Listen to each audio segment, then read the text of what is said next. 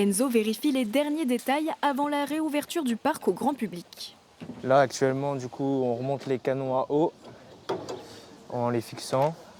Alternant ici depuis 1 an et demi, le jeune homme de 20 ans partage son temps entre l'IUT de Tremblay en France et le parc d'attractions. Une occasion pour lui de se plonger dans le monde professionnel. Le monde de l'entreprise, on ne l'a pas forcément quand on est à l'école et là d'être immergé dedans, ça donne envie de rester. Comme Enzo, 6 alternants travaillent à la mer de Sable. À chaque nouvelle saison, ils sont rejoints par près de 400 saisonniers. Bonjour à tous, bienvenue à la mer de Sable. Ce mercredi, une 60aine de personnes s'est prêtée au jeu du job dating. Objectif, décrocher un poste pour la totalité de la saison, soit 8 mois de travail.